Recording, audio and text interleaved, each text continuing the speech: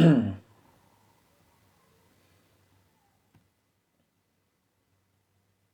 nombre del Padre, del Hijo y del Espíritu Santo. Amén. Santo y Divino Espíritu, destruye en mí toda pereza espiritual, toda indiferencia, toda duda, todo miedo. Lléname plenamente de tu luz, de tu sabiduría, de tu paz, de tu gozo, de tu alegría. A ti, Divino Espíritu, que eres Dios y siempre nos acompañas. A ti sea la gloria, el honor, el poder, la adoración, por los siglos de los siglos. Amén. En nombre del Padre, del Hijo y del Espíritu Santo. Amén. ¿Cómo nos encontramos? ¿Cómo se encuentran?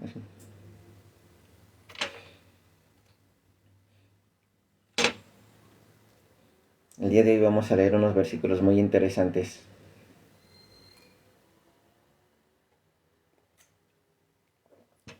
De hecho, antes de meterme así 100%, así digamos, tanto a checar comentarios como a lo que es interactuar un poco, encontré un poquito más acerca de lo que es este tema, ¿listo? De intercesión y mediación.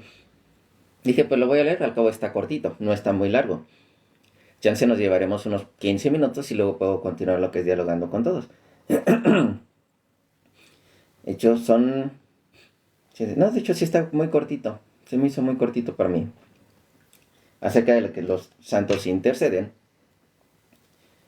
Ya estuvimos viendo 2 días, de hecho no, casi 3 días en realidad.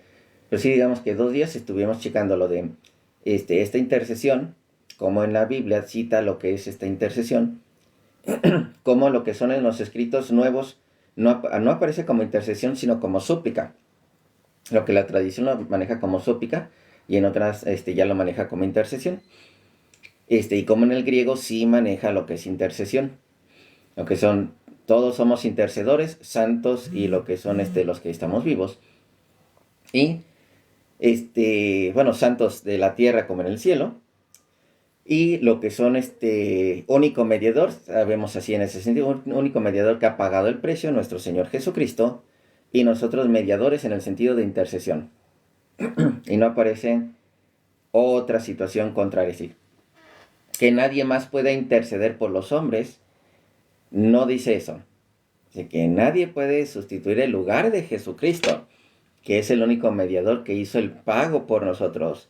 Ahí es el chiste de ahora sí, salvos por nuestro Señor Jesucristo, el que cree en nuestro Señor Jesucristo, en que cree en la obra que hizo nuestro Señor Jesucristo, que por nuestra propia cuenta no vamos a ser salvados si no creemos en lo que hizo nuestro Señor Jesucristo. Entonces, porque de hecho está vinculado a muchísimas cosas esto. Dice, una de las mayores dudas que se crean con la figura de los santos es su capacidad de ser mediadores entre Dios y los hombres en el sentido de intercesión, debido al pasaje bíblico de 1 Timoteo capítulo 2 versículo 5, así solito que lo utilizan muchos hermanitos protestantes. Siento un pelo. Cristo Jesús hombre. ¿Sí? La primera interpretación nos diría que no cabe duda que solo Jesús es mediador entre Dios y los hombres. Por lo tanto, afirmar que la intercesión de los santos es posible sería algo antibíblico, pero la realidad es que no la contradice.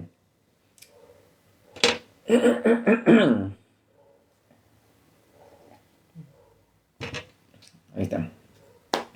Muchas de estas interpretaciones se basan en prejuicios contra la Iglesia, y la gran mayoría de las interpretaciones fundamentalistas terminan contradiciéndose. Ahí nada más dejen.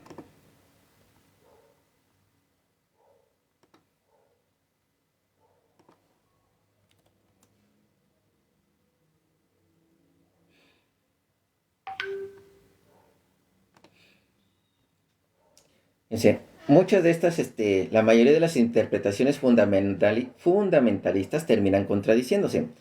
Eso también se debe a la ignorancia sobre lo que enseña la Iglesia Católica, porque eso es muy importante. Saber qué es lo que dice la Iglesia Católica, porque muchos no escuchan a lo que dice la Iglesia. Escuchan a otros fulanos menos a lo que dice la iglesia o lo que está por escrito. Siempre es muy importante revisar lo que dice la iglesia o lo que está por escrito principalmente. Me estoy refiriendo, ejemplo, cuando ustedes revisan o les da curiosidad lo que es el catecismo, que tanto lo pueden comprar como lo pueden conseguir con internet, el catecismo de la Iglesia Católica, entonces ya se dan cuenta de varios detalles de la palabra mediación e intercesión. Lo que es también el pedir a los santos, todos esos detalles ahí aparecen lo que es en el catecismo. Ya donde te das cuenta que no existen contradicciones así. Que las contradicciones las crea el mismo protestantismo. No las crea la Iglesia Católica, las crea el protestantismo, y ese es un detalle muy curioso. Porque un ejemplo de contradicciones que ellos mismos manejan, y cosas que no enseña la Iglesia Católica. Un ejemplo, esta imagen es un ídolo. La Iglesia jamás ha enseñado que ella es otra diosa. Lo enseñan fuera de la Iglesia los protestantes, pero la Iglesia Católica jamás ha enseñado ese tipo de cosas. Otro tipo de, digamos, de enseñanzas que no existen dentro de la Iglesia. El purgatorio es una segunda oportunidad, para sacarlos del infierno. No, eso jamás lo ha enseñado la Iglesia Católica. Lo enseñan las sectas protestantes, los que desconocen lo que es la doctrina católica. Entonces, todas las contradicciones normalmente se crean fuera de la Iglesia, no dentro de la Iglesia, ¿sí? Entonces, continuamos así. Primera de Timoteo, capítulo 2, versículo 5, se utiliza la palabra mesités o mediador, y también entre otros pasajes del Nuevo Testamento de la Biblia en griego, un término que mayormente aparece junto a alianza. Jesús es el mediador de la nueva alianza. Cuando en la parte final de 1 Timoteo, capítulo 2, versículo 5, se dice Cristo Jesús hombre, se nota la intención del apóstol Pablo por demostrar que es como hombre que Jesús es capaz de ser reconciliador y mediador para el hombre, ya que el pecado vino de la desobediencia del ser humano y el único que puede redimirlo deberá ser humano. Algunos han querido utilizar este mensaje de Pablo para quitarle el oficio de mediador a la iglesia y añaden arbitrariamente la cita de Colosenses 1:18, que dice, Cristo es la cabeza del cuerpo, que es la iglesia, pero el carácter de mediador en Jesús es parte de su función como hombre y no como cabeza de la iglesia. La iglesia son los verdaderos creyentes y no una institución. No, pero es que la iglesia en su conjunto forma una institución. Porque ¿qué es una institución? Un grupo. Un grupo y digamos encabezado siempre por alguien así. Si quieres poner como cabeza en este caso a nuestro Señor Jesucristo, ahí está como cabeza, dirigente, encargado del Espíritu Santo, que dejaron al Papa, que el Papa ya como dice están obispos, cardenales, o sea, toda esa situación. ¿Para qué? Para mantener de pie lo que es la iglesia.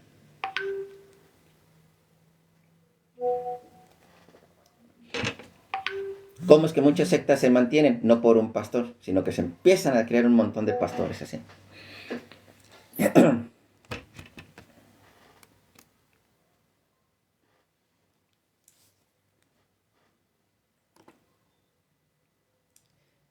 Ahí vamos. Vamos a continuar. Ahí te la responde este cuate. Entonces, fíjense, es importante señalar que algo en que los católicos y protestantes están de acuerdo sobre el texto es que Pablo subraya que Jesús es verdadero hombre y no solo un mediador.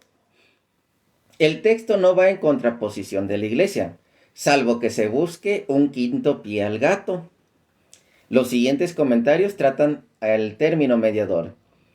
El que Cristo sea el único mediador no significa que haya terminado el papel de los hombres en la historia de la salvación. La mediación de Jesús reviste abajo signos sensibles. Así. Son los hombres a los que Jesús confía una función para con su iglesia. Incluso en la vida eterna asocia a Jesucristo, en cierta manera, a su mediación a los miembros de su cuerpo que han entrado en la gloria. Los que desempeñan no son propiamente hablando intermediarios humanos con una misión idéntica a la que tuvieron los mediadores, a la que tuvieron estos mediadores del Antiguo Testamento. No añaden una nueva mediación a la del único mediador. No son sino los medios concretos utilizados para llegar a los hombres. Evidentemente, esta función cesa una vez que los miembros del cuerpo de Cristo se han reunido con su cabeza en su gloria. Pero entonces, respecto a los miembros de la iglesia que luchan todavía en la tierra, los cristianos vencedores ejercen todavía una función de otra índole, asociados a la realeza de Cristo. ¿A qué me estoy refiriendo con esto de la realeza de Cristo? Porque recuerden que Cristo es el rey, Cristo es el que manda, la iglesia es su esposa. Hablando en lo que es la referencia de los versículos de Apocalipsis capítulo 2 versículo 26, Apocalipsis capítulo 3 versículo 21, que hablan acerca de lo que es Jesucristo y de lo que es Jesucristo, Apocalipsis 12:5 y 19:15. O sea, vuelvo a repetir los versículos. Apocalipsis 2:26, esto hablando de Jesucristo como rey. 2:26, 3:21, 12:5 y 19:15. Que es un aspecto de su función mediadora. Presentan a Dios las oraciones de los santos acá abajo, lo que es el capítulo 5, versículo 8, el versículo 11 y 18, que son uno de los factores del fin de la historia. De hecho, el 5:8 se los voy a leer de Apocalipsis. Los otros ya sabemos que es en referencia a lo que es Dios Rey. Entonces, vámonos a Apocalipsis 5:8. Vamos a utilizar una Reina Valera. Ahorita que ando viendo que hay hermanitos protestantes aquí. Apocalipsis 5:8. En lo que estamos las oraciones de los santos, así. Y cuando hubo tomado el libro, los 4 seres vivientes y los 24 ancianos se postraron delante del Cordero. Todos tenían arpas y copas de oro llenas de incienso, que son las oraciones de los santos. Tenemos oraciones de los santos. Y lo que es voy a brincarme hasta el 11:18 porque hay algo que vi raro. ¿Sí?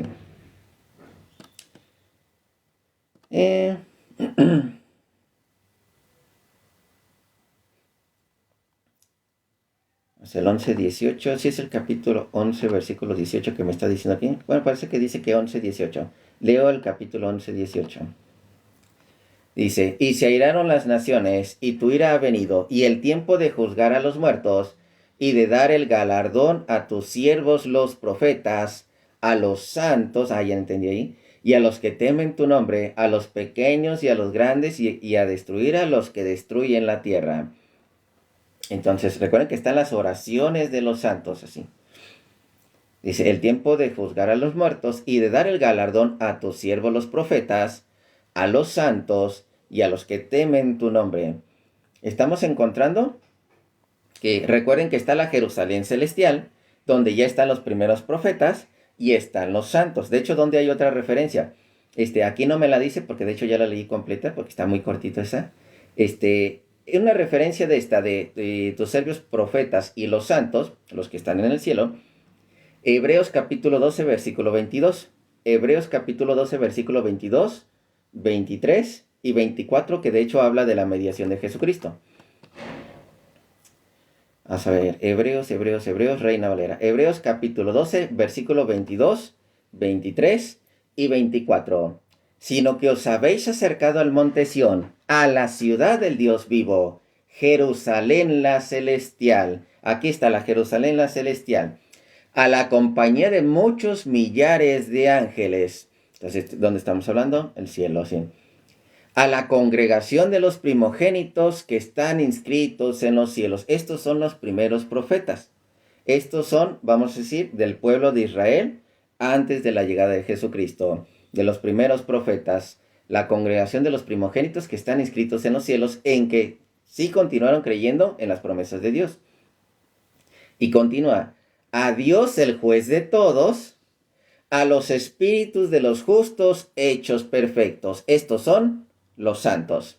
Estos espíritus de los justos hechos perfectos son los santos. Los primeros de los que menciona, los primeros profetas, los judíos, así. Los segundos que está mencionando ya son los santos. Versículo 24.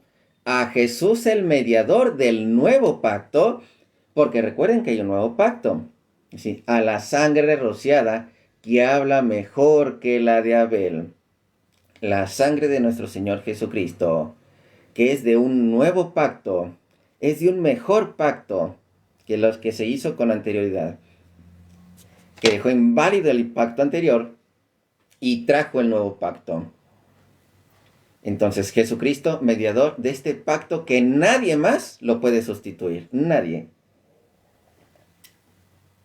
Bendiciones, así. Entonces, ¿qué es lo que estamos encontrando entonces del cristianismo para acá? ¿Qué es lo que estamos hablando de este nuevo pacto? Así. Entonces encontramos profetas del Antiguo Testamento y lo que son ahora sí los santos del Nuevo Testamento. Así.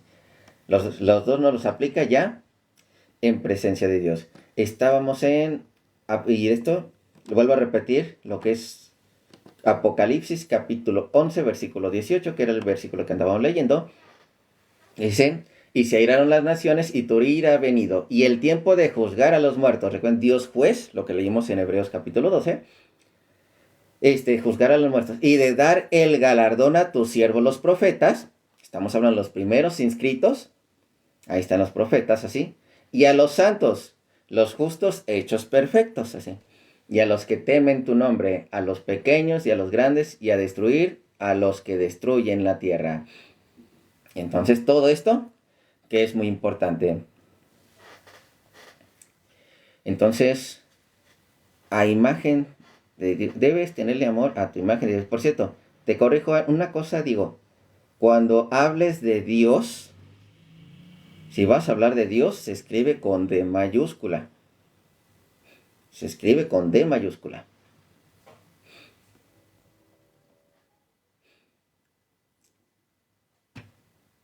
Cuando hables de Dios, se escribe con D mayúscula.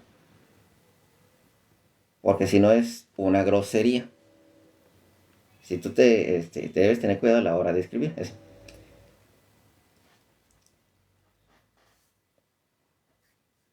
Yo sé que tal vez no lo escribiste con malas intenciones, pero de todos modos, cuando hablen de Dios, Dios así, recuerden que es con D mayúscula.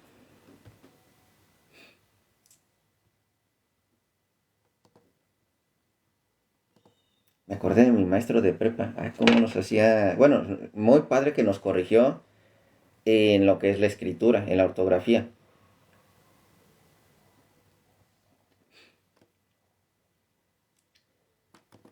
Sigo. Entonces, los cristianos comparten la autoridad del Rey de Reyes, constituyéndose en mediadores sacerdotales en el mundo de la humanidad. Esto es algo que lo dijo, hay un libro que se llama Revelación, pero está en inglés al parecer, Revelación. El autor se llama Harrington, así. De ahí donde sacó este comentario. ¿Sí? Dice, el cristiano, cuando reza por otro o a un santo, su oración es en Cristo. No pensando que Cristo no tiene nada que ver en la oración. No, de hecho, muchas de las oraciones normalmente tienen que ver con Dios, así. Aunque estamos orando junto con los santos, o pidiendo a los santos, siempre es con toda la intención de Dios. No pensando que el santo es Dios o más poderoso que Dios, no. Nuestra oración no excluye la mediación de Cristo, sino que es una mediación participada de su mediación. Así en la Escritura que demuestra cómo muchas cualidades de Dios se nos atribuyen a nosotros. Ejemplo, el Catecismo de la Iglesia Católica nos indica en el numeral 956, por el hecho de que los del cielo están más íntimamente unidos con Cristo, consolidan más firmemente a toda la Iglesia en la santidad. No dejan de interceder por nosotros ante el Padre. Presentan por medio del único mediador entre Dios y los hombres, Cristo Jesús, los méritos que adquirieron en la tierra. Su solicitud fraterna ayuda pues mucho a nuestra debilidad. Muchos cristianos piensan que los santos y todos los que mueren ya no pueden rezar. Esto es un error increíble, pensar que Dios no permita que el amor de los santos siga viviendo al rezar por sus seres amados, pues se olvida que nuestro Padre es Dios de vivos y no de muertos. Los 4 seres vivientes y los 24 ancianos se postraron delante del Cordero. Tenían cada uno una cítara y copas de oro llenas de perfumes, que son las oraciones de los santos. De esto que hablamos precisamente de Apocalipsis capítulo 5, versículo 8. Entonces, la mediación de los santos es real y verdaderamente fuerte. Es mediación en el sentido de intercesión. Vuelvo a repetir porque las escandaliza uno que otro hermanito protestante que no sabe la diferencia entre mediación e intercesión. Es que dice, es que el diccionario dice que son lo mismo. No, no dice que son lo mismo. Dice que hay mediación en el sentido de intercesión y mediación en el sentido de pago. Entonces, en ese sentido, mediación. Es como la palabra gato. ¿Cómo que la palabra gato? Sí, la palabra gato, dependiendo de qué contexto lo estés utilizando, la palabra gato lo puedes tener como mascota. Si le pones una libreta y una pluma y le dices a un niño del gato, sí, pues va a pensar que es el juego del gato, donde ponen las tachitas y los circulitos, ese es un juego del gato, o por lo menos en mi país así lo conocemos. Si te vas a donde tienen lo que son herramientas mecánicas y les preguntas por el gato, pues se van a referir al gato mecánico. Si le preguntas a un empresario acerca de un ayudante, pues ese es su gato, su ayudante. Y si una persona enojada quiere insultar, pues y le dice gato, pues lo está insultando con esa misma palabra, gato. Entonces, esa misma palabra, pero en diferentes sentidos. Igual la palabra mediación, pero en diferentes sentidos. Entonces, la mediación de los santos es real y verdadera, fuerte, ya que ellos viven en la gloria de estar con Cristo en los cielos, y siguiendo de nuevo al apóstol Pablo cuando dice, exhorto pues, ante todo que se hagan rogativas, oraciones, intercesiones y acciones de gracias por todos los hombres. Y recuerden que esta palabra intercesiones, de hecho, también lo pueden encontrar como súplica. Primera de Timoteo, capítulo 2, versículo 1. Primera de Timoteo, capítulo 2, versículo 1. Los cristianos tenemos la necesidad de orar para vivir el amor reconciliador que nos enseñó Jesús al abrirnos las puertas de la casa del Padre. Entonces, todo esto también es muy importante.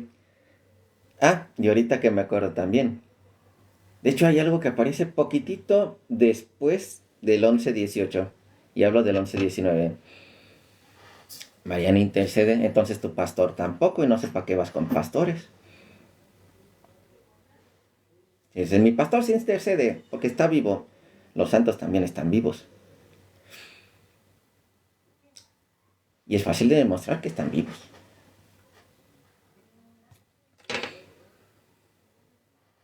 Salud.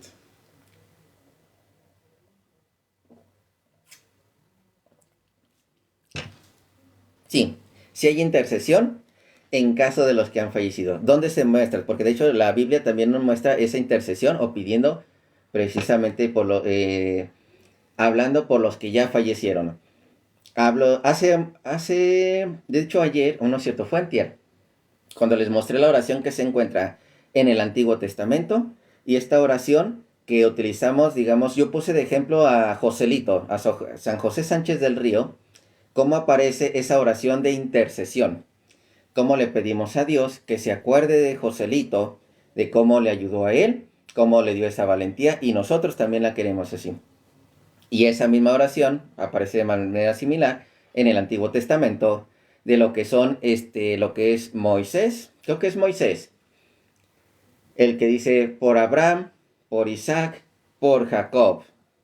Y acuérdate de ellos. Y esta oración de Joselito también va similar.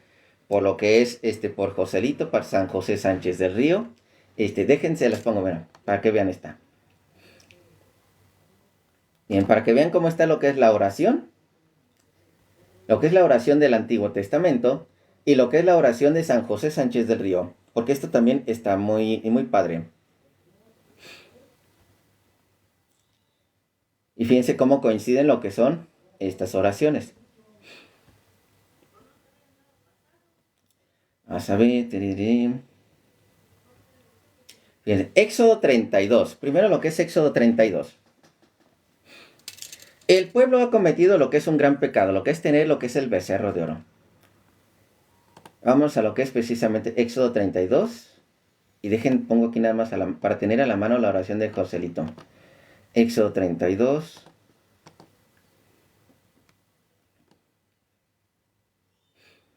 Está, digamos, poquito, desde el versículo 1 ya encontramos que empiezan así con lo que es a crearse su propio Dios.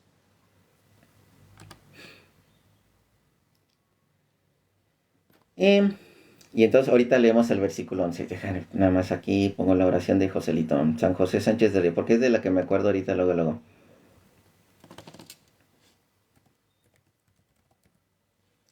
Aquí estás.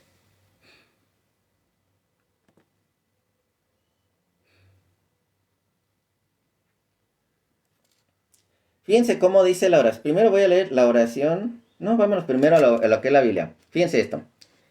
Éxodo 9:32. Éxodo 32. De lo que es el versículo 10. Vamos a leer el versículo 10 y luego el 11. Ahora pues, déjame que se enciende mi ira en ellos y los consuma. De ti yo haré una nación grande. Entonces Moisés oró en presencia de Yahvé su Dios y dijo: oh Yahvé, oh Dios, así. ¿Por qué se encenderá tu furor contra tu pueblo, que tú sacaste de la tierra de Egipto con gran poder y con mano fuerte? ¿Por qué han de hablar los egipcios, diciendo: para mal los sacó, para matarlos en los montones y para rehoerlos sobre la faz de la tierra? Vuélvete de tu ardor de tu ira y arrepiéntete de este mal contra tu pueblo. Acuérdate, esta palabra es muy importante. Acuérdate de Abraham, de Isaac y de Israel tus siervos, a los cuales has jurado por ti mismo, y les has dicho: yo multiplicaré vuestra descendencia como las estrellas del cielo. Esta parte, acuérdense de Abraham, acuérdate de Abraham, de Isaac y de Israel tus siervos, a los cuales has jurado por ti mismo, y les has dicho: yo multiplicaré vuestra descendencia como las estrellas del cielo, y daré a vuestra descendencia toda esta tierra que ha hablado, y la tomarán por heredad para siempre. Esta oración.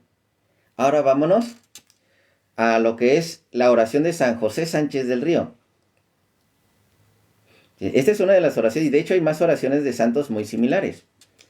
Dice: Señor Dios, Rey de los cielos y de la tierra, que diste a San José Sánchez del Río, sé que está hablando.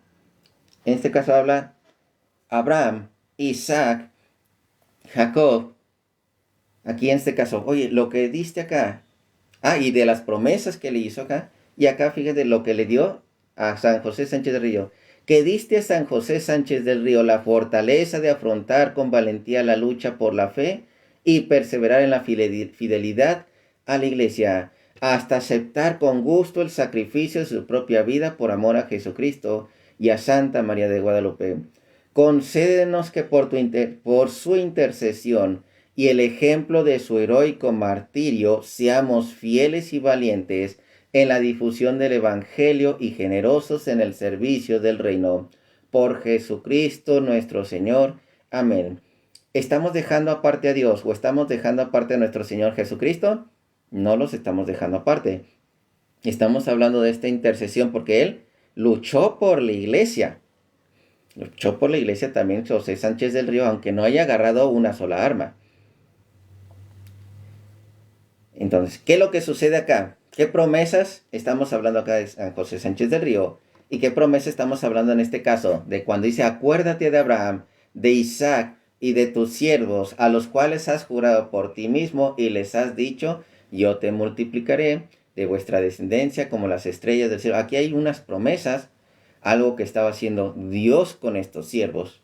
Dice: nosotros estamos rogando de que te acuerdes de ellos, ¿así? De que ellos estuvieron ahí, les hiciste estas promesas y queremos que también las hagas con nosotros. De ellos ya los están colocando como intercedores. Eso que acabo de leer se refiere a la casa de Él. Claro que sí, porque estamos hablando del Antiguo Testamento. Entonces, oraciones del Antiguo Testamento también se aplican en el Nuevo Testamento, nada más que ahora de Cristo en adelante. Porque recuerden que de los de Israel ya no aplican el Nuevo Testamento. De Cristo en adelante, el pueblo de Israel ya no va. Nosotros no somos judíos. Los judíos no creen en Jesucristo. No creen en la Iglesia Católica de que, pues esta es la que nos va a salvar. No. Ellos no creen en ese sentido así de la Iglesia Católica, ni creen en ese sentido de lo que es Jesucristo. Los que dicen, es que el antiguo mandamiento y no sé qué, bueno, eso es para los del pueblo de Israel. Tú eres cristiano, ya. Para ti no va el Antiguo Testamento. Es de Jesucristo, del Nuevo Testamento en adelante. Si quieres regresar atrás, tienes un grave problema. Tienes un grave problema. Esos son de los tibios que son mencionados en la Biblia. ¿Por qué? Porque no eres judío, ni eres cristiano, y ni los judíos te quieren, y de los cristianos que te están diciendo es acá, tú tampoco los aceptas. Entonces, hay un grave problema. Nada más, este versículo rapidito. Porque recuerden que somos del pueblo de Cristo. Nosotros no pertenecemos a Israel. Los que creyeron del pueblo de Israel tenían que pertenecer al pueblo de Cristo. ¿Dónde lo dice? Vamos a utilizar un versículo que ellos normalmente utilizan, que de hecho lo leen sin contexto, el de Romanos capítulo 11. Pero yo lo voy a ir un versículo poquito antes, el versículo que ellos usan y un versículo después. Porque lo que pasa es que Romanos 11, Pablo lo utiliza para crearles celos a los judíos que no querían creer en Jesucristo. A salirlos, a ver, gracias hermanito Rainbow. Hasta Romanos capítulo 11.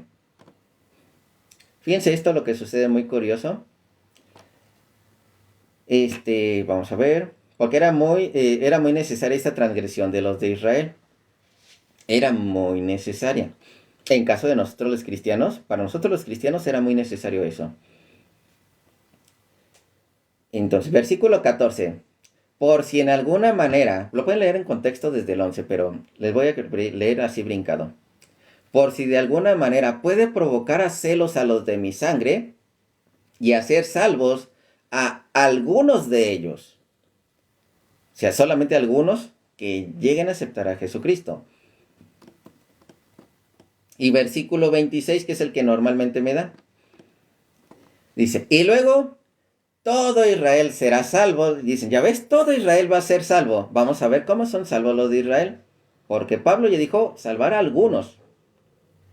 Y luego, ¿cómo vamos a poder salvar a todo Israel? Luego, todo Israel será salvo, como está escrito. Vendrá de Sión el libertador, que apartará de Jacob la impiedad. Y este será mi pacto con ellos. Atentos para que todos estos de Israel sean salvos. Este será mi pacto con ellos. Cuando yo quite sus pecados. Cuando yo quite sus pecados. ¿En qué momento van a ser quitados los pecados? De estos que van a ser salvos. Hechos de los Apóstoles, capítulo 2, versículo 38. Hechos de los Apóstoles, capítulo 2, versículo 38. Pedro les dijo, arrepentíos y bautícense. El bautismo es el que les va a hacer el perdón de los pecados y los va a salvar. Bautícese cada uno de ustedes en nombre de Jesucristo para perdón de los pecados. Me voy al versículo 41. Así que los que recibieron su palabra fueron bautizados y se añadieron aquel día como 3,000 personas. Y versículo 47. Y alabando a Dios y teniendo favor con todo el pueblo, el Señor añadía cada día a la iglesia los que habían de ser salvos. Entonces, ¿cómo va a ser salvado ese pueblo de Israel? Bautizándose. Esos a los que se les fue predicado lo que es la palabra de Dios. Y esto no les digo para que digan, es que los judíos están todos condenados. No. Mi reclamo va para aquellos que se dicen, nosotros somos pueblo de Israel y ni son judíos. Que no aceptan la iglesia de Cristo. Es más, que a Cristo ya ni siquiera lo piensan, ya ni siquiera lo consideran como el Hijo de Dios. ¿Y cuál es la referencia que me voy rápido? Si es el Hijo de Dios, entonces estamos hablando que es Dios. Entonces, para esos tibios que dicen, ¿solo los de Israel serán salvos? No, la Biblia no dice eso. Y estamos utilizando los versículos que ellos están usando. Salvos por las promesas. Nosotros somos gentiles salvos por la gracia. Nada más que hay un detalle. No se puede decir que Israel son salvos por la promesa, porque nosotros somos de la promesa. Los cristianos somos por la promesa, no los de Israel. ¿Dónde lo dice?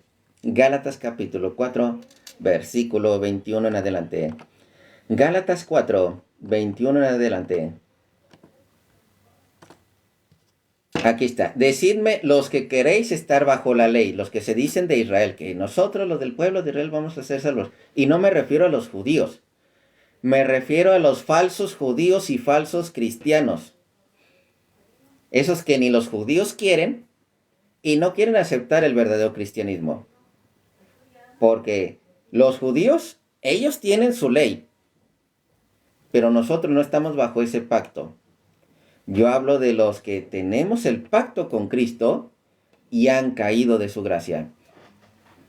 Y eso también lo dice la Biblia. Ahorita lo leemos. Decidme, los que queréis estar bajo la ley, ¿no habéis oído la ley? Porque está escrito que Abraham tuvo 2 hijos, uno de la esclava, el otro de la libre. Pero el de la esclava nació según la carne, mas el de la libre por la promesa. Lo cual es una alegoría, pues estas mujeres son los 2 pactos. El uno proviene del monte Sinaí, el cual da hijos para esclavitud. Este es Agar, porque Agar es el monte Sinaí en Arabia y corresponde a la Jerusalén actual, pues ésta, junto con sus hijos, está en esclavitud. Mas la Jerusalén de arriba, estamos hablando de lo que es el nuevo pacto, de los que han de ser salvos por ese perdón de los pecados por el bautismo, la Jerusalén de arriba, la cual es madre de todos nosotros, es libre. La madre de los cristianos, que es el de las promesas. Entonces, ¿qué está diciendo? Una cosa es la ley y otra cosa, una cosa son los que están en esclavitud por la ley y otros que estamos en la libertad por la gracia o por las promesas. Entonces no, en el caso de Israel, hablando bíblicamente y cristianamente, no. Lo que son los cristianos pertenecemos a esa libertad y a esas promesas y lo que es la gracia. Y los que se quieren regresar a decir nosotros somos los de Israel, los libres y también supuestamente cristianos, no sirven. Tienen ni un judaísmo completo, no tienen ni judaísmo completo y tienen una cristiandad tibia. De esas que encontramos, de los que vomita Dios. Y dato curioso, ahorita que hablamos de Gálatas.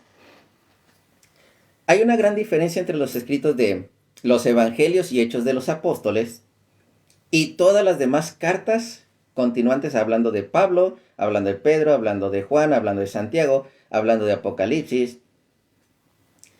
Ahí les va un dato muy curioso. Bueno, ahorita yo no he visto nada añadido ni quitado así generalmente. Más que en la carta de Juan, capítulo 3, versículo 5. Normalmente en los evangelios, tú encuentras que dices, hoy sabes que esto fue agregado tiempo después, fue añadido, fue quitado así. Por las comunidades, ya sea Juánica, la de Lucas, la de Mateo, la de Marcos, por las comunidades, porque los evangelios no fueron escritos de un jalón, fueron escritos poco a poco. Así fueron añadiéndose según la comunidad de donde fueron hechas, se daban cuenta de que, Esto nos dijo Marcos. Escríbelo, anótalo así. Esto nos dijo Juan, en el libro de Juan. Ole, esto lo dijo Lucas, o esto lo dijo Mateo. Y fueron completando lo que fueron los evangelios. Por eso de repente uno de los comentarios, en este caso hablamos de Juan, que se supone que era de la comunidad de Lucas, la comunidad de Juan de repente la encontramos ahí, un comentario de Lucas lo encontramos en Juan. Del Evangelio de Lucas lo encontramos en Juan, estamos hablando de lo que es el Juan capítulo 9. O el 8. Bueno, una de esas dos, así. Hablamos de la mujer que querían apedrear, así. Pero el pedacito así, casi los primeros versículos. En general las cartas no encuentras nada añadido. En general las cartas no encuentras nada añadido. Ni en las cartas, ni en Apocalipsis. Ni en Santiago, ni en todas esas. Así. La única excepción que encuentro nada más es la de 1 de Juan capítulo 3 versículo 5. Es la única excepción que encuentro. En todas las demás no encuentras nada añadido. No hay añadido ni quitado. En los evangelios por eso sí encontramos de que, oye, pues esto sí aparece y esto no aparece. Y esos son datos interesantes. Pero en Gálatas no es de que querían agregarle ley al evangelio ni ese tipo de cosas. Hace una distinción grande, no solamente en Gálatas, en Romanos, en Corintios, en todas las cartas de Pablo hace esa distinción de la ley y la distinción de la gracia, de lo que es el nuevo pacto. Porque les vuelvo a repetir, en resumen rápido, la gracia o el salvos por fe, vamos a decirlo de esa manera, vamos a hacerlo de manera correcta, no como los hermanitos protestantes, sino el verdadero salvos por fe. Porque siempre preguntan, ¿María puede ser salva? A pesar de que, recuerden que ella no cometió pecado, ella es inmaculada, ella no tiene pecado. ¿Podía ser salvada por su propia cuenta? No. Por eso siempre dicen lo que es en este caso Efesios capítulo 2 versículo 8 así, y bueno el versículo 9, que no es por tus obras, no es por las obras de la ley, no es por algo que tú hayas hecho, lo que es ser salvo así. Por lo que tú solito, no puedes decir yo solito me estoy salvando sin necesidad de Dios. Nadie lo puede hacer. Nadie por sus propias obras puede decir yo solito, sin necesidad de Dios, me puedo salvar. Entonces ahora sí vámonos al salvos por fe correcto. De María creyó en Dios, creyó en el Hijo de Dios, fue la primer cristiana de todos. ¿Y qué es lo que sucede? Cristo vino por los pecadores y los no pecadores. Vino por todos. Porque la salvación de María no era por ella misma, era por su Hijo. Entonces, porque ella creyó en Dios, ella iba a ser salvada porque creyó en su Hijo, creyó en Dios. Entonces, ese es el verdadero sentido del salvos por fe. El verdadero sentido, no una imitación pirata protestante. Ser salvos por fe realmente es porque creíste en Dios, así que sabías que necesitabas de Dios y anduviste en sus caminos. Ese es el verdadero sentido de salvos por fe, no del protestante. Entonces, sin Dios no somos nada. Con Dios, que es el que nos dio la gracia, con Él sí somos salvos. Pero estando en sus caminos, porque recuerden que la fe, la definición nos lo da lo que es Hebreos capítulo, Hebreos capítulo 11, versículo 1. Y se las vuelvo a repetir, porque la fe no es solamente creer, es andar en sus caminos o ponerte en acción. Hebreos capítulo 11, versículo 1. Pues la fe es la certeza de lo que se espera. Creemos en esa salvación. Todos, pecadores y no pecadores. Se espera la certeza de lo que se espera. La convicción, y atentos porque muchos no saben qué significa convicción. La convicción de lo que no se ve. O ponerte en acción en lo que no se ve. ponerte en obras en lo que no se ve, trabajar en aquello en lo que no se ve. Tú estás trabajando, haciendo obras para ganarte un paraíso. Sabemos que hay un paraíso, tenemos la certeza de lo que se espera, un paraíso. La convicción de lo que no se ve. Ponemos las manos a la obra para ganarnos ese paraíso que no hemos visto. Esa es la convicción. Ponerte en acción. Entonces, leer las escrituras desde el principio, me cuesta trabajo leerlas desde el principio. ¿Por qué les digo que me cuesta trabajo leerlas desde el principio? Llevo 4 años lo que son estudiando las diferentes Biblias. Ahorita nada más me sé un promedio. Yo les digo que cada año conforme va pasando, diariamente como que voy aprendiendo un nuevo versículo, pero en promedio me sé como cerca de 1200 versículos de la Biblia. Un contexto más o menos donde se encuentra cada cosa. Cerca de 1200 versículos me sé de la Biblia. De los 40.000, 30. O sea, aún me falta aprenderme varios. Y de esos 1200, en realidad tal vez sé más, pero vamos a cerrarlos en 1200 yéndome a un versículo diario. Cada vez que me pongo a leer de corridito la Biblia, digo, oye, esto coincide con esto otro que aparece en Juan, con esto que aparece en la carta de Pedro, con esto que aparece en Génesis y luego con esto que aparece en Ezequiel, y como que los voy ligando todos. Y así a veces me la paso horas ligando versículos. ¿Por qué? Porque así es como trabaja, bueno, de esa manera de repente trabaja mi cerebro. Así es como el don de Dios así me dice, mira, esto coincide con esto, con esto, con esto, con esto. Yo no vengo de una escuela de teología. Yo vengo aprendiendo de manera autodidacta. La primera ocasión en que vi que esto se podía hacer, fue por parte del padre Luis Toro. Porque yo no sabía que esto existía. Es más, ni tocaba la Biblia. Cuando vi que el padre Luis Toro, hablándole a una mormona, porque se acercaba a la mormona y decía, es que no me está gustando lo que está diciendo de los mormones con la Biblia. No le está gustando lo que estoy leyendo, no me está gustando. ¿No? Y se las volví a leer todo desde la Biblia. Entonces yo digo que es donde yo empecé a decir, si esto existe, porque fíjense, es donde yo les digo, si yo lo estoy pidiendo no me tengo que quejar. Si esto existe, yo también lo quiero. Si esto se puede hacer, si esto otro hombre lo puede imitar, yo también lo quiero. Y de hecho ya llevamos 4 años precisamente con ese estudio de la Biblia. Y mi avance, la verdad, sí ha sido algo rápido a comparación de otros hermanitos. Donde sí ando muy débil es en patrística, muy débil así en historia. Tengo pequeñas nociones, pero no tantas así. Por eso necesito seguir estudiando. Pero en la Biblia de repente me topo con algo y digo, oye, este cuadro con esto, y lo empiezo a rectificar y a checar si eso es verdad o hay alguna contradicción. Entonces, checándolas hasta en el griego y en el hebreo. O sea, fíjense, hasta ese punto me voy. Entonces, y todo esto que les voy leyendo es donde me doy cuenta que las sectas en general, la mayoría de las sectas, si no es que todas, se fundamentan en un versículo sin contexto. Siempre sin el contexto, no con el contexto. Y a veces toda su doctrina se fundamenta en un solo versículo y no en el conjunto de versículos. Por eso de repente le digo, yo a veces me tardo horas ligando un versículo con otro, con otro, con otro, y los vuelvo a releer, y lo vuelvo a releer así. Digo, y no descuadra, y lo vuelvo a leer al derecho, así, luego me regreso, los pongo en diferente orden. ¿Sí? Y digo, no, es que coinciden.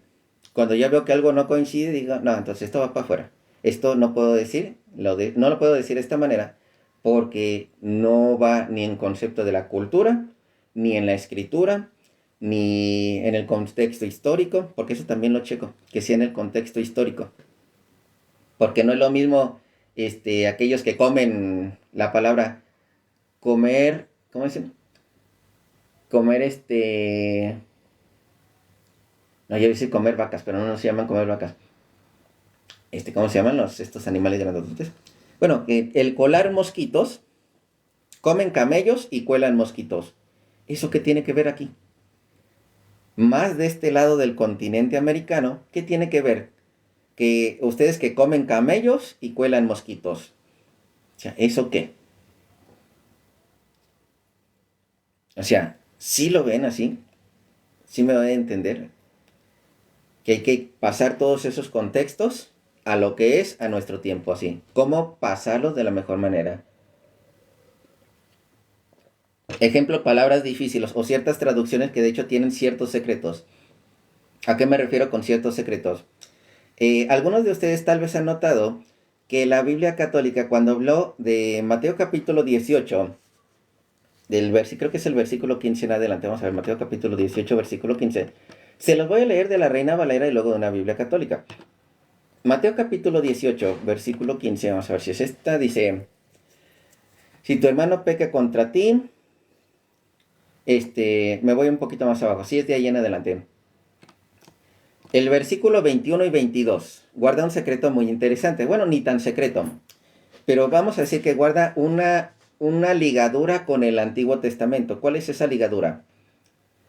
Dice, entonces se acercó Pedro y le dijo, Señor, ¿cuántas veces perdonaré a mi hermano que peque contra mí hasta 7? Jesús le dijo, no te digo hasta 7, sino aún hasta 70 veces 7. Este lo hemos escuchado en diferentes traducciones. En algunas Biblias dice hasta 77 veces. Y dice, no, es que es una interpretación equivocada. ¿Qué creen que el detalle que en el estricto griego no está equivocada la traducción 77 veces? En el estricto griego. Se los explico por qué, este detallito. Y de hecho hasta 70 veces 7 no podemos decir que es 7 por 70, sino inclusive hasta un 7 por 7 por 7 por 7 por 7 por 7, o sea, en cuestión hasta la potencia. Y aquí, en este sentido de la enseñanza teológica, no hay un problema, no hay ningún problema, porque en el sentido ya lo entendemos que es, perdona siempre a tu hermano. ¿Cuál es la ligadura que está con el Antiguo Testamento? Porque de hecho, ¿dónde dice? Si ustedes han leído, ejemplo, la Biblia latinoamericana, aquí dice 77 veces. ¿Y cuál es la cuestión con lo que es con el Antiguo Testamento? ¿Se acuerdan de Caín?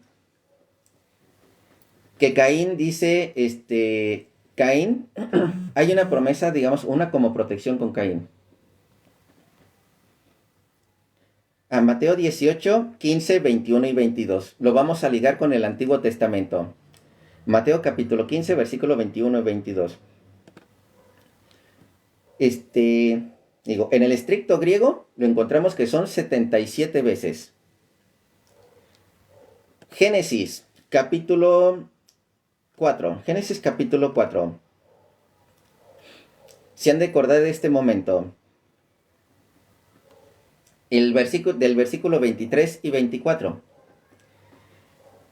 Dice, y dijo Lamec, inclusive hasta una Reina Valera que también también lo maneja. Bueno, aquí no es cierto. Lo maneja igual que en el Nuevo Testamento, pero es la misma enseñanza. Y dijo Lamec a sus mujeres, Ada y Sila, oíd mi voz. Génesis 4, 23, 24. Oíd mi voz, mujeres de Lamec, escuchad mi dicho, que un varón mataré por mi herida y un joven por mi golpe. Si 7 veces será vengado Caín, o sea, ¿ya ven en qué sentido va en esta la enseñanza de Jesucristo y el diálogo con Pedro? ¿Cuántas veces tengo que perdonar a mi hermano? 7 veces. Y aquí dice, si 7 veces será vengado Caín, uno habla del perdón, el otro habla de la venganza. Si 7 veces será vengado Caín, Lamec en verdad será vengado 77 veces. O 70 veces 7, dependiendo de algunas traducciones. Estrictamente sí es 77. Pero teológicamente no importa si es 77, 70 veces 7 o el 7 por 7 por 7 por 7 por 7. O sea, entonces, sí se entiende lo que es. ¿Por qué esa razón de esos números? Yo siempre me preguntaba, bueno, ¿por qué esos números? ¿Por qué la aplican de esta manera? Ya sabíamos que era un perdón muchísimas veces, perdona muchísimas veces. En el caso de Caín, y bueno, de lo que son los hijos de Caín, que dice, véngate lo que quieras, odia al hermano, destrúyelo.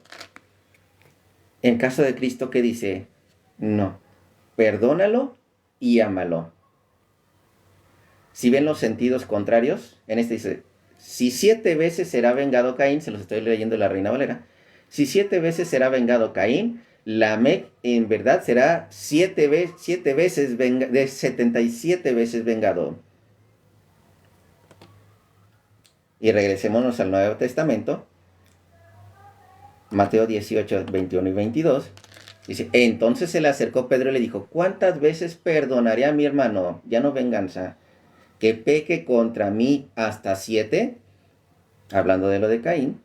Jesús le dijo, no te digo hasta 7, sino hasta 77 veces. O 70 veces 7. Entonces, ¿qué está sucediendo? Están esas relaciones. Yo siempre me ando preguntando, bueno, ¿por qué esos números? ¿Por qué lo aplican de esta manera y de esta otra, de esta otra? Es un análisis más profundo. Por eso me cuesta trabajo terminar de leer la Biblia, porque digo, oye, esto lo he visto en otro lado. O leo un texto que aparece de repente, digamos, ya sea en la Biblia o en otros comentarios, y dicen, oye, pues esto cuadra con esto, con esto, con esto. Les muestro otro. Vámonos a Juan capítulo 6. Juan capítulo 6. Ya pasé poquito de la intercesión. De hecho, ya como terminé un texto así rápido, ya dije, me voy a ir poquito con los diálogos de algunos. Bendiciones a todos los que están llegando. Por cierto, dejen los saludos porque no me di en cuenta ni en cuándo llegó Susi, ni cuándo lo llegó lo que es vamos a ver, lo que es el hermanito René. Ay, ni siquiera me di cuenta que me habían mandado un osito, hermanito. Lo que es ¿cambió de perfil, hermanita? Sí, creo que por eso no la reconocí. Primera de Timoteo 2.5. De hecho, ya lo tocamos. Y va de manera rápida. A los que llegaron un poquito tarde, Primera de Timoteo capítulo 2, versículo 5, junto con el 6 y junto con el versículo 1. Fíjense, Reina Valera, y vemos con una católica, y vemos en la interlineal. Así de manera rápida, antes de irnos a lo de lo que aparece en Juan capítulo 6, que es el que quiero que vean los números muy interesantes. ¿Por qué razón lo de la multiplicación de los panes? ¿Por qué razón esos números que aplican en el libro de Juan? ¿Por qué los explica de esa manera? Porque hay una razón que viene relacionada con el Antiguo Testamento también. Si el Nuevo Testamento tiene muchísima relación con el Antiguo Testamento, pero renovado y mejor explicado. O sea, ya con una plenitud. Entonces vamos a leerles nada más así porque el hermanito lo pide. Yo imagino que llegó muy tarde, ha de tener como 5 minutos aquí. Primera de Timoteo, me fui al capítulo 5. Es capítulo 2, versículo 5. El texto solito, sin contexto. Donde les vuelvo a decir, todo el protestantismo, o la mayor parte del protestantismo, está fundamentado siempre en textos sin los contextos. ¿Qué quiere decir? Ahora sí, como dice, en un 99% verdad, vamos a ponerle así, y un 1% mentira. ¿Qué quiere decir? Haciéndolo un 100% mentira. ¿Por qué? Porque no agarras el contexto. Dice, porque hay un solo Dios y un solo mediador entre Dios y los hombres, Jesucristo hombre. Y atentos con esta característica de Jesucristo hombre. Ese mediador, el único que dio el pago con su sangre. El único que hizo el pago por nosotros, donde de hecho lo va explicando en el versículo 6, el cual se dio a sí mismo en rescate por todos. No existe ninguna otra mediación en rescate por todos nosotros. Por toda la humanidad no existe otro más. Que diga, es que José Carlos es bien santa y ahorita lo sacrificamos y se van a salvar todos nuevamente. No, la verdad que no. Entonces, dice, se dio a sí mismo por rescate de todos, de lo cual se dio testimonio a su debido tiempo. Y de hecho lo reafirma Hebreos capítulo 12, versículo 24. Hebreos 12, 24. Hebreos 12, 24. Aquí estás, 12, 24. A Jesús, muchas gracias, hermanita Estela. A Jesús, el mediador de un nuevo pacto, porque fue con su sangre el nuevo pacto, y a la sangre rociada que habla mejor que la de Abel. Esta sangre que es el pago así. Este sacrificio que hizo por todos nosotros. Ese es el mediador en el sentido de pago. Ahora vámonos al mediador en el sentido de intercesión. regresemos a 1 de Timoteo, capítulo 2, pero desde el versículo 1. Exhorto ante todos que se hagan rogativas, oraciones, intercesiones. Que por cierto, esto no aparece la palabra intercesión en la palabra protestante. Digo en la palabra protestante, en las Reinas Valeras. Dice peticiones o súplicas. Entonces, estas peticiones son intercesiones.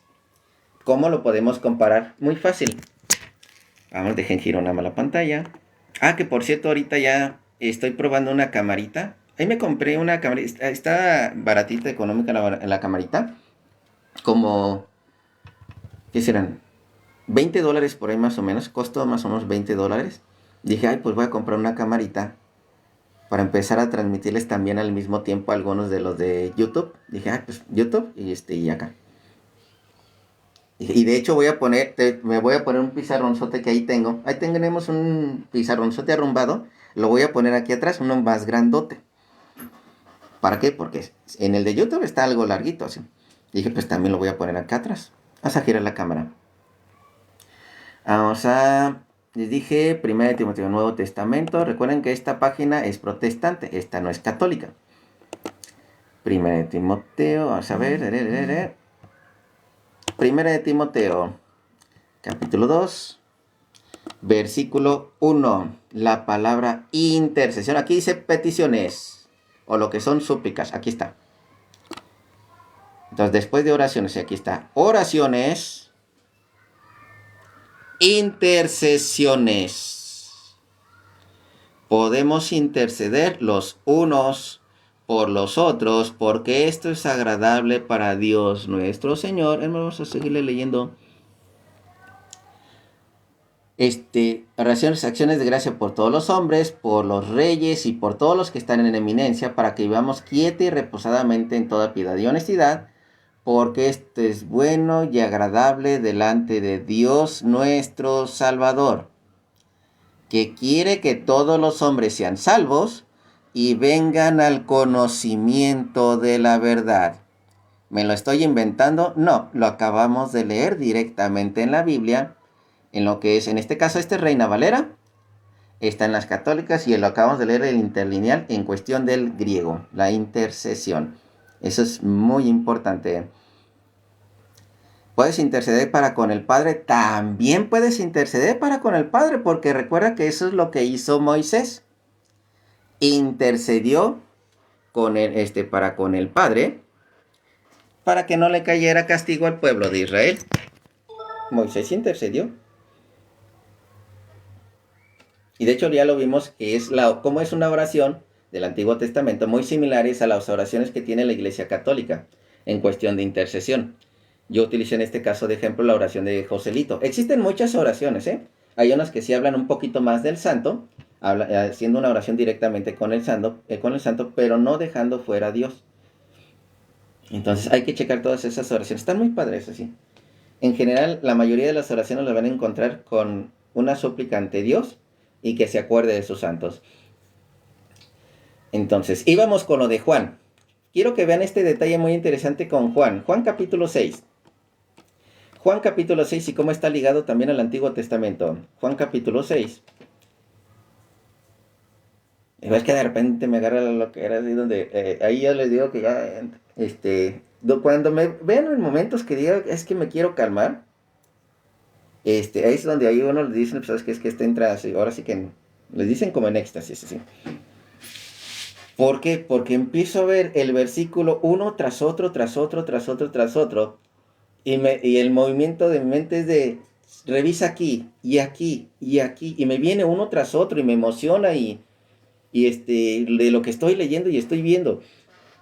Y es cuando digo, cálmate porque el tiempo no me alcanza, y los voy a dejar picados y nada más me van a faltar versículos. Y el tiempo me va a faltar y voy a llegar tarde y acá los voy a dejar picados y pues no. Entonces donde a veces digo, necesito calmarme. Así.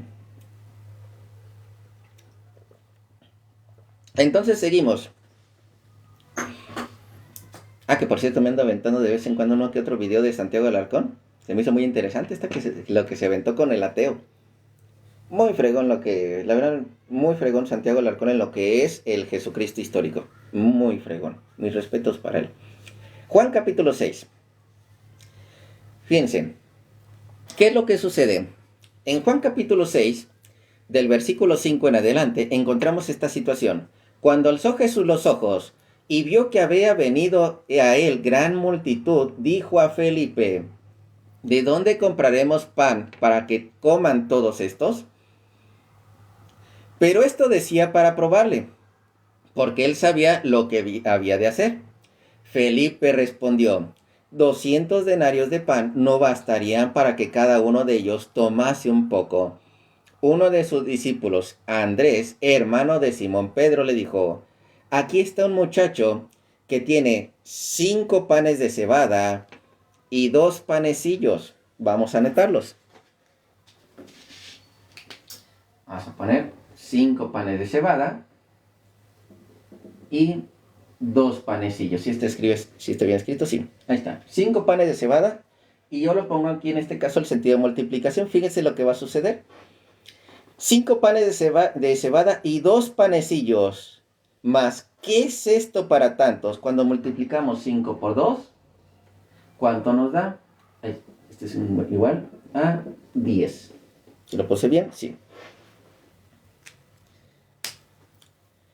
Entonces Jesús dijo, hacer recostar a la gente, y había mucha hierba en aquel lugar, y se recostaron como en número de 5,000 varones. Aquí ya nos aparece otro número. 5,000 varones. Unos 5,000 por esta cantidad, por los 10, es igual a 50,000.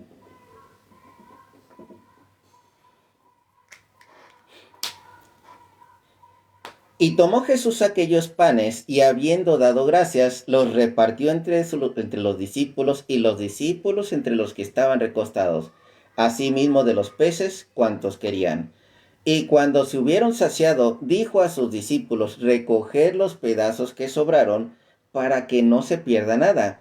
Recogieron pues y llenaron 12 cestas de pedazos, que de los 5 panes de cebada sobraron así, que habían comido, o sea, 12 cestas.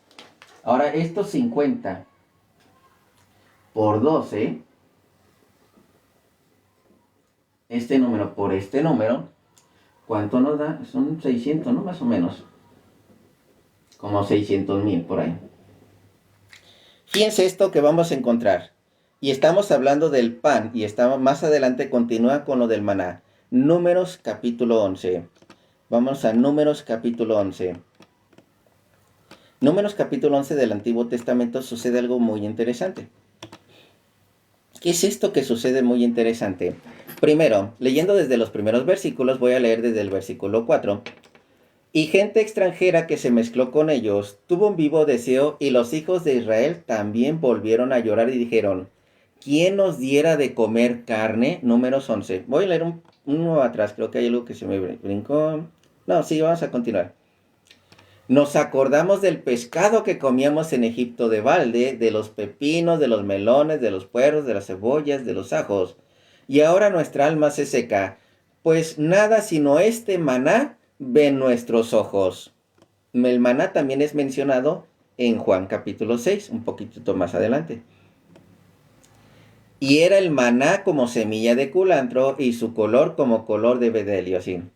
Y el pueblo se esparcía y lo recogía y lo molía en molinos, o lo majaba en morteros, y lo cocía en calderas, o hacía de él tortas. Su sabor era como sabor de aceite nuevo.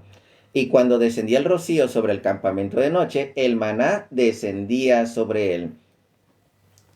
Y oyó Moisés al pueblo que lloraba por sus familias. Fíjense, Moisés fue quien oyó llorar al pueblo. Y es cuando ya empieza a hablar con Dios. Que lloraba por sus familias, cada uno a la puerta de su tienda, y la ira de Yahvé se encendió de gran manera. También le pareció mal a Moisés. Y dijo Moisés a Yahvé, ¿por qué has hecho mal a tu siervo? ¿Y por qué no ha hallado gracia en tus ojos, que has puesto la carga de todo este pueblo sobre mí? ¿Concebí yo a todo este pueblo? lo engendré yo para que me digas, llévalo en tu seno como lleva el que cría el que mama a la tierra de la cual juraste a sus padres? ¿De dónde conseguiré yo carne para dar a todo este pueblo? Y atentos con esta palabra carne, porque también la vamos a encontrar en Juan 6. Porque lloran a mí diciendo, muchas gracias, Tito. Porque lloran a mí diciendo, danos carne que comamos. No puedo yo solo soportar a todo este pueblo que me es pesado en demasía. Y si así lo haces tú conmigo, yo te ruego que me des muerte, si he hallado gracia en tus ojos y que yo no vea mi mal. Entonces Yahvé dijo a Moisés, reúneme 70 varones de los ancianos de Israel, que tú sabes que son ancianos del pueblo y de sus principales, y tráelo a la puerta del tabernáculo de reunión, y esperen allí contigo. Yo descenderé, y hablaré allí contigo, y tomaré del espíritu que está en ti, y pondré en ellos, y llevarán contigo la carga del pueblo, y no lo llevarás tú solo. Pero al pueblo dirás, santificaos para mañana, y comeréis carne, porque habéis llorado en oídos de Yahvé, diciendo, ¿quién nos diera de comer carne? Ciertamente mejor nos iba en Egipto Yahvé, pues os dará carne y comeréis. No comeréis un día, ni dos, ni 5, ni 10, ni 20 días, sino hasta un mes entero, hasta que os salga por las narices y la aborrezcáis por cuanto menospreciaste a Yahvé, que está en medio de vosotros. Y lloraste delante de él diciendo, ¿para qué salimos de Egipto? Versículo 21, que es el que nos interesa bastante. Entonces dijo Moisés, 600,000 de a pie es el pueblo del medio del cual yo estoy. Y tú dices, les daré carne y comerán un mes entero. 600,000 de a pie. ¿Se acuerdan de cuánto nos salió el total aquí? 600,000. Este es el total que salió de lo que es del libro de Juan, lo que es la referencia del Nuevo Testamento, y ligado al Antiguo Testamento, a la referencia del carne, de lo que es el maná. Ahora vamos a continuar leyendo después de esa parte de lo que es dio de comer carne. ¿Sí? Estamos hablando de Juan, capítulo 6, del versículo, vamos a ver, del 30 más o menos, a ver. Porque aparece algo muy interesante. Del 31. Dice, nuestros padres comieron el maná en el desierto. O sea, si se dan cuenta cómo están ligados Antiguo Testamento y Nuevo Testamento. Cómo lo del Antiguo Testamento es una sombra. Es una sombra de lo que había de venir. El Nuevo Testamento ya es plenitud. Porque la iglesia de Cristo, la iglesia católica, ya es una plenitud. Por eso es católica, porque es la plenitud. Es la universalidad, no es pedacitos. No es pedazos mochos de Dios. Es la plenitud de Dios. Por eso católica. Porque es Dios en su plenitud. Nuestros padres comieron el maná en el desierto, como está escrito, pan del cielo les dio de comer. Y Jesús les dijo, de cierto os digo, no os dio Moisés el pan del cielo, mas mi Padre os dará el verdadero pan del cielo. Porque el pan de Dios es aquel que descendió del cielo y da vida al mundo. Entonces, primero ya lo encontramos como pan, se hablaba de maná. Vámonos a la otra parte. ¿Se acuerdan que después andaban exigiendo carne? Entonces, es donde empieza a hacer este cambio lo que es nuestro Señor Jesucristo. Léanlo en contexto, ahorita lo estoy leyendo. Vamos a decir un poquito rápido por la cuestión del tiempo. Versículo 41. Murmuraban entonces de él los judíos, porque había dicho, yo soy el pan que descendió del cielo. Y decían, ¿no es este Jesús el hijo de José, cuyo padre y madre nosotros conocemos? ¿Cómo pues dice del cielo he descendido? Entonces, vamos a ver la partecita, aquí dice, versículo 48, yo soy el pan de vida. Fíjense cuántas veces yo soy, y yo soy, y yo soy. Yo soy el pan de vida. Vuestros padres comieron el maná del desierto y murieron. Este es el pan que desciende del cielo, para que el que de él come no muera. Yo soy el pan vivo que descendió del cielo. Si alguno comiera de este pan, vivirá para siempre. Y el pan que yo daré es mi carne. ¿Cómo va cambiando ahora de pan? Y la cambia a carne. O sea, ¿cuál era la queja de acá de lo que es el número 11? Comíamos carne. Se quejaban del maná, que era un pan así. Ahora se los cambia a carne. Ahora Jesucristo dice, este pan que yo voy a dar es mi carne. Entonces, el pan descendió al cielo. Así, el pan que yo daré, versículo 51, es mi carne, la cual yo daré por la vida del mundo. Entonces los judíos contendían entre sí, diciendo, ¿cómo puede éste darnos a comer su carne? Jesús les dijo, de cierto les digo, si no coméis la carne del Hijo del Hombre y bebéis su sangre, no tenéis vida en vosotros. Que por cierto, este versículo de lo de la sangre, ¿sí? Hay algo muy interesante que le andábamos leyendo el día de antier, de Juan capítulo 2. Me pauso un momento aquí, en lo de la sangre, de beber su sangre, lo que es este vino exquisito, porque de hecho tiene que ver con Juan capítulo 2. Juan capítulo 2. Ya ven cómo me la paso yo de repente así de, que digo, vamos a pasar aquí, pero fíjense esto, cómo relaciona esto, así, así, y así es como me voy. Una disculpa si de repente me salgo un poquito, pero nada más para este punto interesante. Juan capítulo 2, las bodas de Cana. El agua convertida en vino. ¿Qué es lo que sucede? Del versículo 8, ya hizo el milagro. Sacad ahora y llevadlo al maestro Sala, y se lo llevaron. Cuando el maestro Sala la probó el agua hecha vino, sin saber el de dónde era, aunque lo sabían los sirvientes que habían sacado el agua, llamó al esposo y le dijo, todo hombre sirve primero el buen vino, y cuando ya han bebido mucho, entonces el inferior, mas tú has reservado el buen vino hasta ahora. O sea, el mejor vino lo reservaron así para el final, según. Pero ese vino exquisito, hace referencia a la sangre de nuestro Señor Jesucristo. Ese vino más exquisito. Me regreso al 6. Entonces nada más así como que ese detalle interesante. Estamos con lo de la carne, sí. Versículo 56, el que come mi carne y bebe mi sangre, en mí permanece y yo en él. Esa es la comunión. Recuerden que la comunión, o lo que es la latría también, la verdadera adoración con Dios, también terminaba lo que es comiendo de lo que es ofrecido a Dios. Entonces, los judíos que hacían un sacrificio de animales y comían de ese sacrificio de los animales, comían de esa carne de los animales. Entonces, esa de la tradición judía. Como me envió el Padre viviente y yo vivo por el Padre, asimismo el que me come, él también vivirá por mí. Este es el pan que descendió del cielo, no como vuestros padres que comieron el maná y murieron. El que come de este pan vivirá eternamente. Y estas cosas las dijo en la sinagoga enseñando en Capernaum.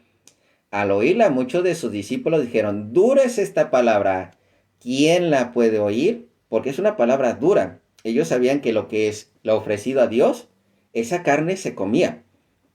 No se desperdiciaba, y si se era desperdiciar, como dice, se entera. Bueno, está en Levíticos, hay que leer Levíticos, está este dato interesante.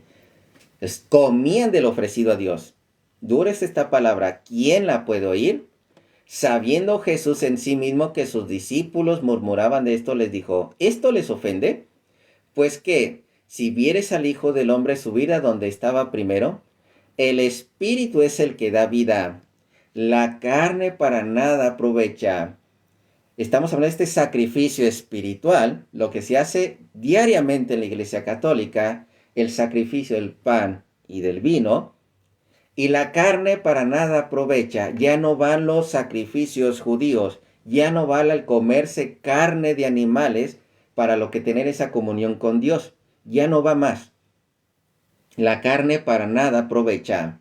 Las palabras que yo he hablado son espíritu y son vida, son una realidad. Pero hay algunos de ustedes que no creen, porque Jesús sabía desde el principio quiénes eran los que no creían y quién les había de entregar. Fíjense, hay algunos de ustedes que no creen, inclusive hay católicos que aún dudan que ahí está el cuerpo y la sangre de nuestro Señor Jesucristo, aunque Él haya dicho, esto es mi cuerpo y esto es mi sangre, señalando el pan y señalando el vino. Dice, la carne, estos sacrificios anteriores ya no van. De hecho, eso también lo dice Hebreos. No me voy a meter ahorita a Hebreos, nada más voy a terminar con Pablo.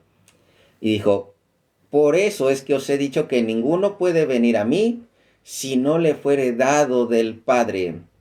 Desde entonces, ¿qué quiere decir que ninguno fuere dado del Padre? Que inclusive, vamos a decirlo de esta manera, desde el Antiguo Testamento, creerle a las Escrituras. Creerle a las Escrituras. Hay muchos que no creen en las Escrituras, aunque digan, yo solo le creo a la Biblia. No es cierto. Porque si creyeran en las Escrituras, creerían de realmente lo que está diciendo aquí Cristo. Desde entonces, muchos de sus discípulos, muchos aquellos que se dicen cristianos, se volvieron atrás y ya no andaban con él. Se dicen cristianos, pero no andan con Cristo. Y vámonos con Pablo, precisamente de la carne. Para nada aprovecha para el caso del cristiano católico. Pero es su forma de adoración perfecta con Dios. Primera de Corintios, capítulo 10, versículo... Y de hecho tiene que ver con lo de la idolatría también. Primera de Corintios, capítulo 10, versículo 14, para que se den cuenta cuál es el contexto también. Por tanto, amados míos, huid de la idolatría, porque había también un sacrificio que se hacía a los ídolos. Ese es el culto de latría. De ahí el culto de latría a Dios, el culto de latría que tienen los judíos y los que practican lo que es ahora sí, la idolatría. Dice del versículo 16, la copa de bendición que bendecimos, ¿no es la comunión con la sangre de Cristo? Y el pan que partimos, ¿no es la comunión con el cuerpo de Cristo? Si verdadero pan, verdadero cuerpo y verdadera sangre, esa comunión con Cristo, siendo uno solo el pan, nosotros con ser muchos somos un cuerpo, pues todos participamos de aquel mismo pan, somos uno con Cristo. Mirad a Israel según la carne, los que hacían holocaustos, esos sacrificios en carne, y que Jesucristo dice, la sangre para nada aprovecha. La carne para nada aprovecha. Mirad a Israel según la carne, los que comen de los sacrificios, ¿no son partícipes del altar? ¿Qué pues digo? ¿Que el ídolo es algo? ¿O que sea algo de lo que se sacrifica a los ídolos? O sea, también había un sacrificio a los ídolos. Porque muchos dicen, no, es que la carne para nada aprovecha, hace referencia a Cristo que no está hablando de esa carne, sino que está hablando de otra cosa. Que está hablando que debemos comernos la Biblia. No, en ningún momento dice, cómete la Biblia. Y con eso es alimento espiritual. Jamás dice eso. Es más, Pablo afirma que el alimento espiritual es Cristo. O sea, lo que nos comemos es ese alimento espiritual. ¿Quieren verlo? Comida y bebida. Ahí mismo en 1 Corintios 10, vámonos al versículo 3 y 4. Dice, y todos comieron el mismo alimento espiritual. Haciendo, ¿cuál referencia aquí? Del Antiguo Testamento era lo que andábamos encontrando como el maná. Todos comieron de aquel mismo alimento espiritual.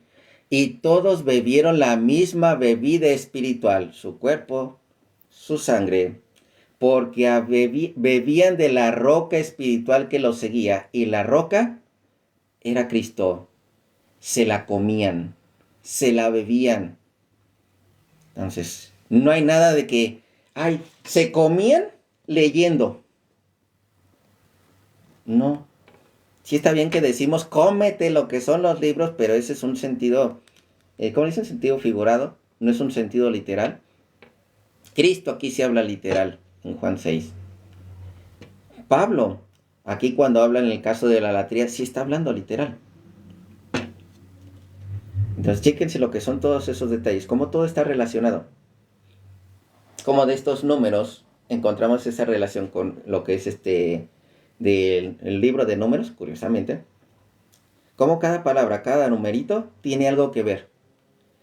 Hay un contexto. Jamás un versículo te va a crear toda una doctrina. Jamás un versículo te crea toda una doctrina. La Iglesia Católica tiene muchísimos versículos para todas las doctrinas, así para todas las doctrinas que puso Jesucristo y sus apóstoles. Entonces, y no existe de hecho un versículo que diga la palabra de Dios es la única verdad, así. Más bien dicho, la Biblia es la única verdad. Jamás van a encontrar un versículo que diga la Biblia es la única verdad. Y los judíos tampoco creen eso. ¿Ok? que lo que es el canon que ellos tienen, que sea la única verdad. Nunca lo han dicho así. Se los digo porque yo conozco judíos. Verdaderos judíos. No patitos.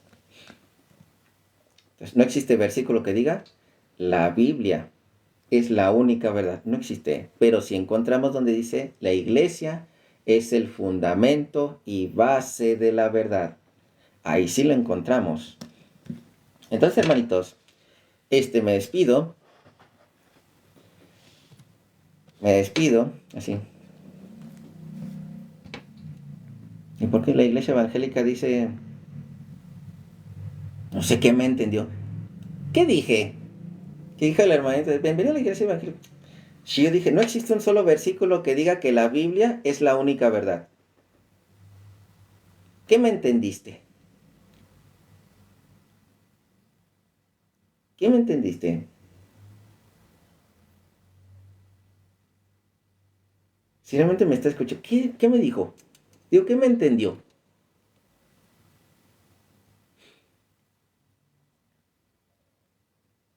Yo dije, la iglesia es el fundamento y base de la verdad. Ahí sí lo dice la Biblia. Pero la Biblia no dice que la Biblia es la única verdad. No existe ese versículo.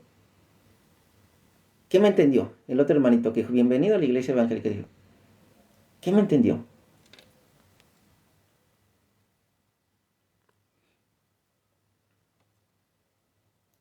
Ahí dice que la Biblia es la única verdad. Fíjense, vamos a leerlo para que vean. Me encanta porque alguien dijo, tengo 350 versículos donde aparece que la palabra de Dios es la única verdad. Dije, vamos a ver. Yo sí literal encuentro donde dice, la iglesia es el fundamento y base de la verdad. Vamos a leer ese. Segunda de Timoteo 3:16. Fíjense lo que va a decir. Y van a ver que él no cree en lo que dice ahí. Segunda de Timoteo 3:16. Fíjense, segunda de Timoteo 3:16. Fíjense, este detallito. Toda escritura es inspirada por Dios y útil para enseñar, para redarguir, para corregir, para instruir en justicia. Ahí dice que la escritura es la única verdad. No. Pero vamos a demostrarle que hermanito no cree en lo que dice, sí, porque dice que toda escritura es inspirada por Dios. ¿Crees en los 7 libros deuterocanónicos? Porque sigue siendo escritura inspirada por Dios. Libro de sabiduría, Tobías, Macabeos 1, Macabeos 2, implícitamente nada. Ahí no dice implícitamente, es la única verdad. Dice que te enseña a instruir, te enseña a guiar. No dice que sea la única verdad. Y yo te puedo enseñar explícitamente que la iglesia es fundamento y base de la verdad. ¿Crees que, hermanito, el Lenga, que dice, toda escritura es inspirada por Dios? ¿Crees que Tobías es inspirado por Dios? ¿Que sabiduría es inspirado por Dios? Yo te demuestro que no son inspiradas. Ya me iba, pero... ¿Le damos chance? Deme un minuto nada más. Que nada más para...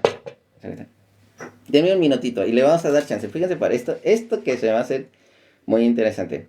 Él no cree que los deuterocanónicos son inspirados. Entonces no cree lo que está diciendo que él me compartió. Porque dice que toda escritura es inspirada. Y no cree que esto es inspirado. Entonces, no lo cree. Dice que sí, pero no. O sea, ¿qué es otro tibio? Nada más denme chancecita. Porque, a ver, esperen. Nada más pongo musiquita. Denme un minutito. Porque ya saben que llevo 2 horas aquí parado y tomando bastante agua. Minutito. Esto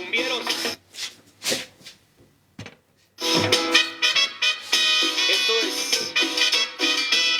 mi piloto. Sale perre.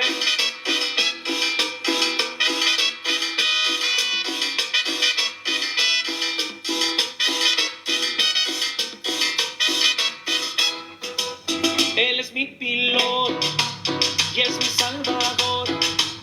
Él es mi piloto, mi Señor Jesús. Le he dejado todo bajo su control. Mi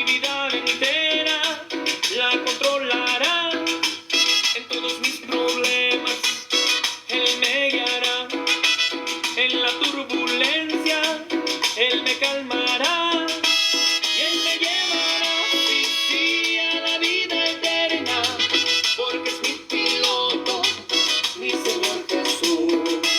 Y Él me llevará, sí, sí, a la vida eterna, porque en sus manos mi avión estará. Desde Guadalajara, Jalisco, el Super Ahora sí, listo.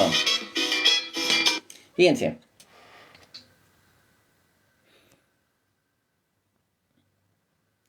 ¿Era Lenga? Sí, sí era Lenga.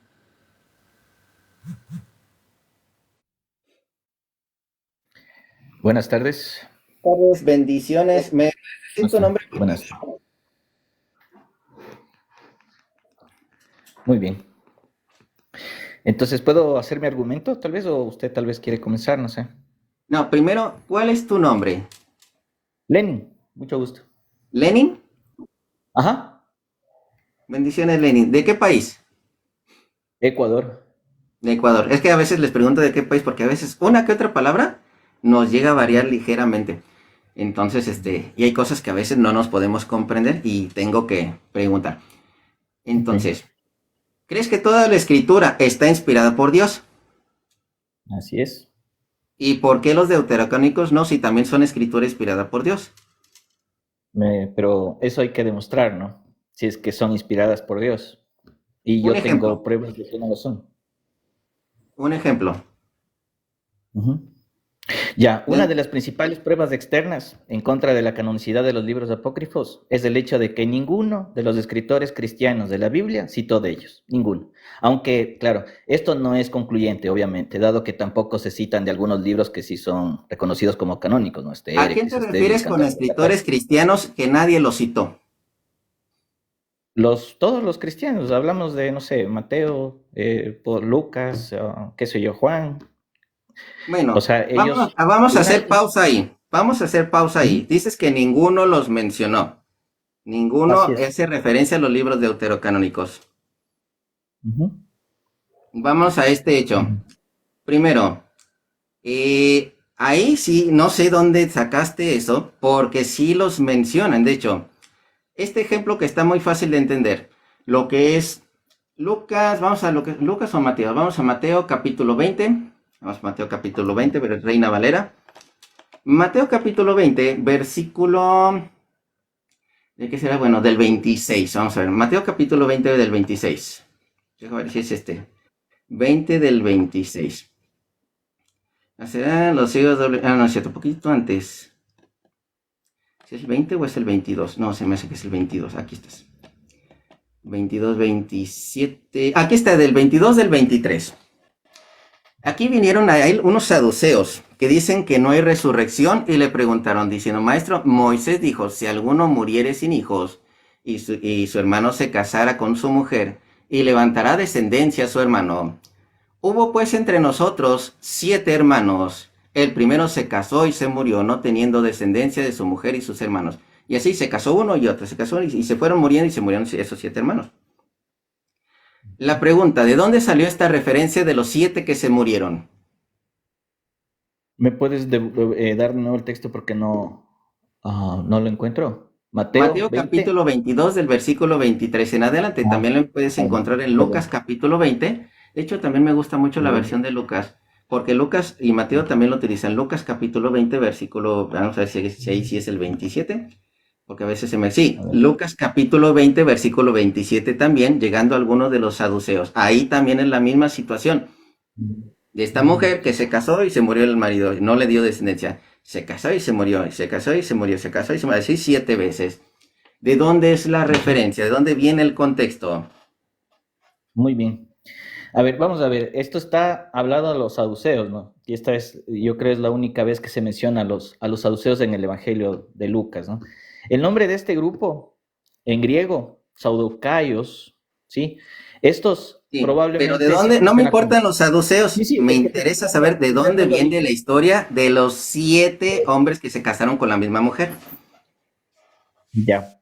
Vámonos, por favor, a Primera de Reyes. A ver, déjame ver. Puesto acá. Dice.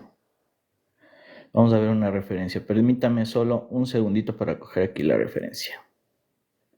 Perfecto.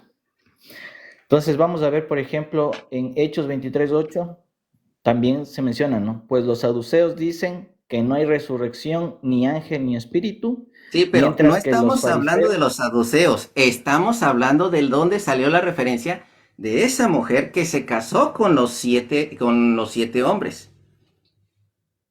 De la cultura de ellos, pues, de la forma de pensar de ellos. Ajá. Ajá, eso, Pero ¿en de qué la forma parte? de... Porque eso también es una historia que aparece en la Biblia. Bien. ¿Puedes argumentar entonces de dónde tú dices que saldría eso, por favor? Muy sencillo, del libro de Tobías.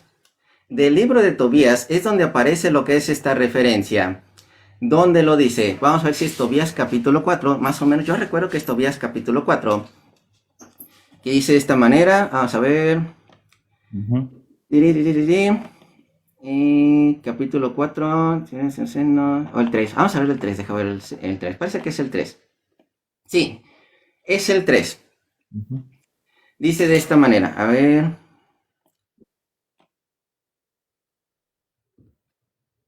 eh, ¿Dónde estás? ¿Dónde estás?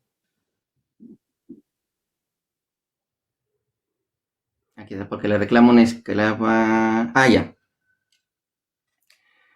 Dice, sucedió que aquel mismo día que también Sarra, hija de Raguel, el de Ectabana de Media, fue injuriada por una de sus esclavas de su padre. Tobías capítulo 3, versículo 7 y el 8. Porque había sido dada en matrimonio a 7 hombres.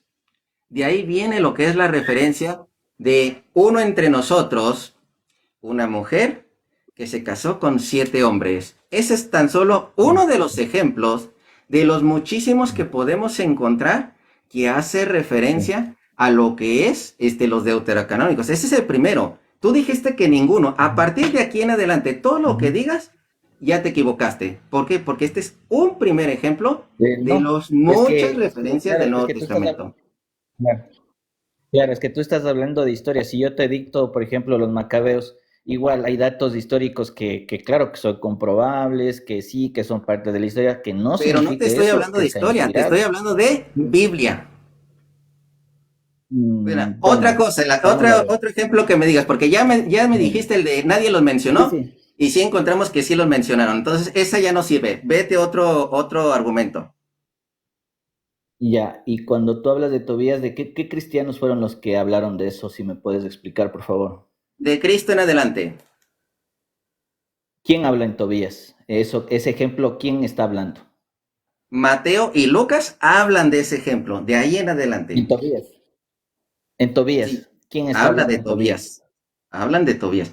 Entonces, dame ahora sí otro argumento, porque ya vimos que lo que son los discípulos sí argumentaban con deuterocanónicos. Ese nada más es un Y primer ejemplo, porque son muchísimos los versículos. Yo nada más te di uno. Ahora dame otro en la que digas es que estos no son válidos. ¿Por qué razón?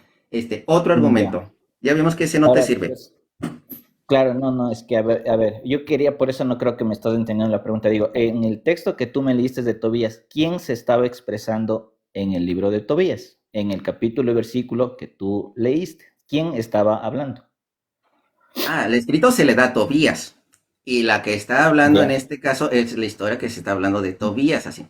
Pues el que lo escribió Ya, es entonces yo Tobías. te dije que no hay referencia de que los, ¿verdad?, cristianos de aquel entonces, los, tanto Juan, Marcos, los más reconocidos, hayan hablado, ¿no es cierto? Eso es lo que yo dije. Ahora, mira, si nos vamos al libro de Judith, la historia de esta hermosa viuda judía de la ciudad de Betulia, Nabucodonosor envía, dice, a su oficial Elófermes en una campaña contra el norte del país con el fin de destruir toda forma de adoración que no sea la suya propia, dice, ¿no? Elofermes asedia a los judíos en Betulia, pero Judith, aparentando traicionar la causa judía, logra introducirse en su campamento y le presenta un informe falso sobre la situación de la ciudad. Entonces ahí se celebra una fiesta en la que Elofermes se emborracha y Judith se apodera de su espada, lo decapita y regresa a Betulia con su cabeza, ¿no? A la mañana siguiente se produce un desconcierto total en el campamento enemigo y los judíos consiguen una victoria aplastante. Mira que la Biblia de Jerusalén dice lo siguiente en la introducción a Tobías, Judith y Esther. Dice, El libro de Judith manifiesta sobre todo una gran despreocupación por la historia y la geografía. Cierro comillas. Entre las inconsistencias, podríamos decir, que ahí se señalan, figura la siguiente. Vamos a ver. Los acontecimientos se sitúan durante el reinado de ¿quién? De Nabucodonosor, que reinó sobre los asirios, dice, en la gran ciudad de Nínive. Judith 1.1 y también el 7. Tanto en esta introducción como en las anotaciones al pie de la página, que esta introducción hace al libro de Judith, que es la que te mencioné, que son despreocupados, dicen, ¿no? En cuanto a historia y geografía, señala, ¿no? Dice, se señala que Nabucodonosor fue rey de Babilonia y que nunca reinó en Nínive, ya que su padre Nabopolassar había destruido esta ciudad con anterioridad, ¿sí? Ahora, respecto al itinerario bélico de Holofernes, ¿sí? La citada introducción que te dije dice así, voy a abrir comillas nuevamente, es un reto a la geografía, cierro comillas. Y en términos parecidos se expresa, por ejemplo, mira, The Illustrated Bible Dictionary, el volumen 1, página 76, abro comillas. El relato es pura ficción. Si se pretendiese que fuese real, sus inexactitudes serían inverosímiles. Sí, esto fue de la edición de Douglas de 1980. Pero así te puedo hablar de Esther, así te puedo hablar de sabiduría, así te puedo hablar de Eclesiástico y te puedo hablar de Baruch, ¿sí? Entonces tú tienes que ver todo el contexto histórico, geográfico, narrativo, inclusive, ¿no es cierto? Si hablamos no sé si tú crees en el protoevangelio de Santiago, no sé si tú manejas también esto del protoevangelio. Las cosas, sí. Las cosas no lo manejo, pero sí lo he leído, pero no lo manejo mucho.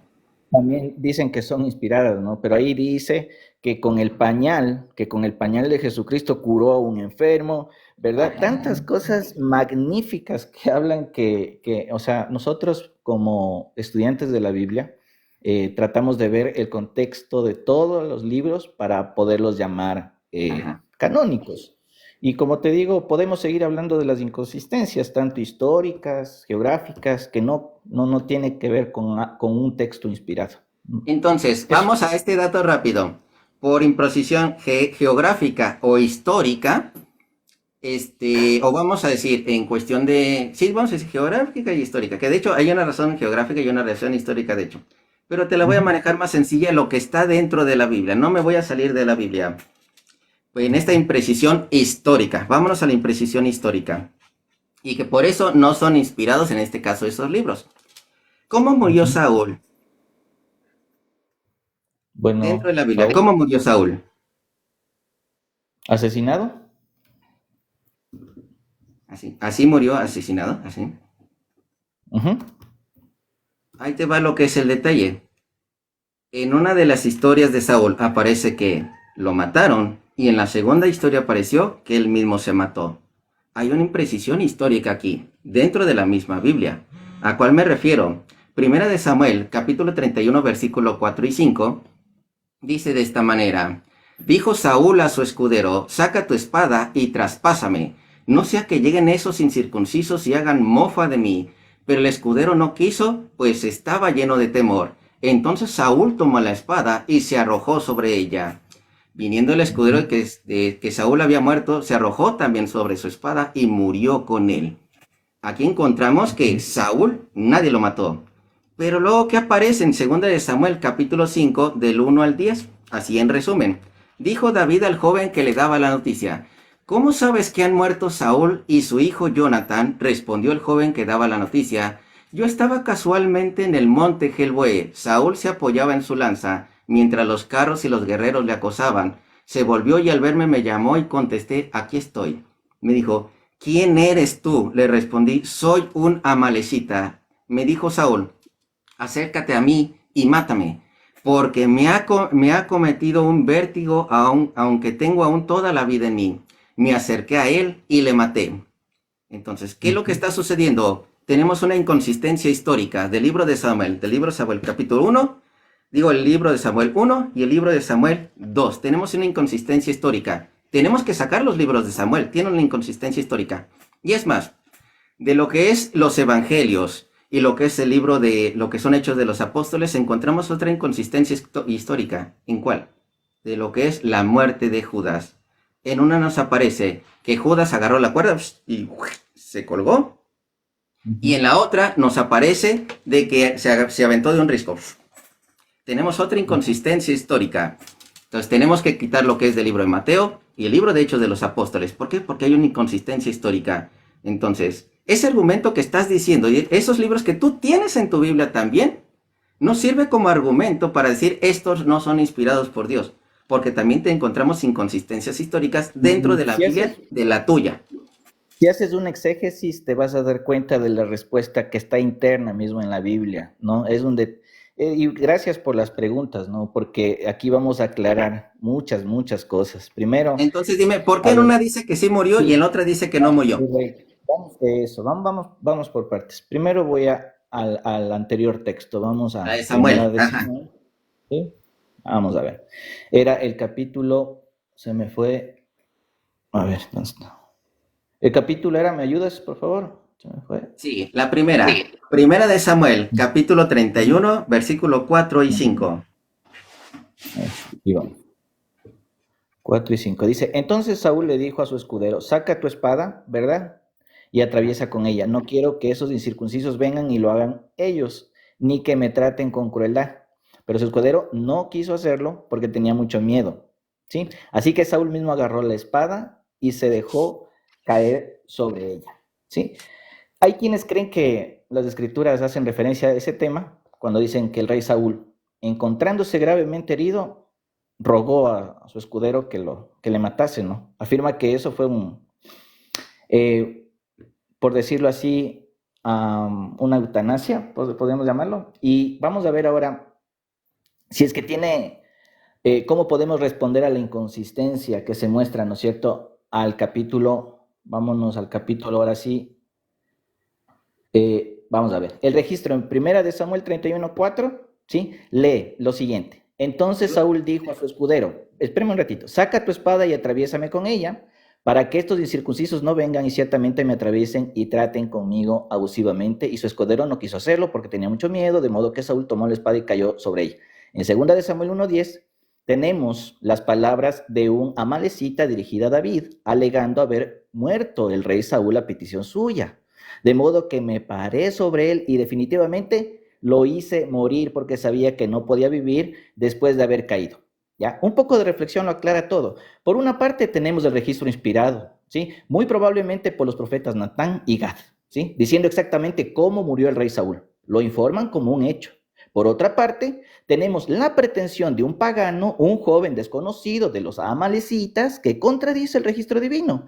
¿Hay alguna razón para dudar del registro de los escritores inspirados? No, no lo hay. ¿Hay alguna razón para dudar de las palabras del joven pagano? Sí, la hay. Porque es razonable concluir que él trataba de ganarse el favor de David, haciéndose pasar por el matador del que buscó la vida de David durante toda su vida. Lo que él dijo, por lo tanto, fue una falsedad deliberada. Sin embargo, en vez de conseguirle, espérame un ratito, en vez de conseguirle el favor de David, hazme pausita en este momento. Acabas de decir que esa parte no está inspirada por Dios y por eso esta contradicción. Mira, yo te voy a demostrar que dentro del mismo canon bíblico hubieron personas que hablaron falsedades y se registró su falsedad. Se registró su falsedad porque esa era la manera. Pero aquí encontramos una contradicción histórica. Hay una contradicción histórica y no me la estás justificando bien. Así por lo único que estás diciendo es que hay una mentira en un lado. Correcto. Porque es razonable concluir que él trataba de ganarse el favor de David, ¿sí? Haciéndose pasar por el matador de él que buscó la vida de David durante toda su vida. Ese es el punto. Ahora, lo que él dijo, por lo tanto, fue una falsedad. Así es, así. Sin embargo, en vez de conseguir el favor de David, eso airó tanto a David que mandó que el joven fuese muerto porque mató al ungido de Jehová. Y esto está registrado en Segundo de Samuel. ¿Me puedes demostrar que ese joven malatita mintió? Vamos a ver, mira, vamos a ver. Quisiera que nos centremos en un asunto. Cuando tú dices que hay inconsistencias históricas, tú tienes que ver el marco circunstancial que existe dentro del contexto bíblico, porque tú no me puedes decir que porque alguien haya dicho una falsedad, entonces esa persona, no sé si me hago entender, en la Biblia se registran muchas cosas que hablaron. Pero yo no estoy diciendo que alguien haya dicho falsedad. Yo no estoy diciendo que Pues lo que hizo, alguien haya dicho falsedad. Tú eres el que dijiste que alguien dijo una falsedad. Ujú. Un amalecita pagano lo hizo. ¿Y dónde Sí, dice él que lo ese hizo, amalecita pagano. dijo una mentira? ¿Dónde dice que estaba mintiendo en que él lo mató?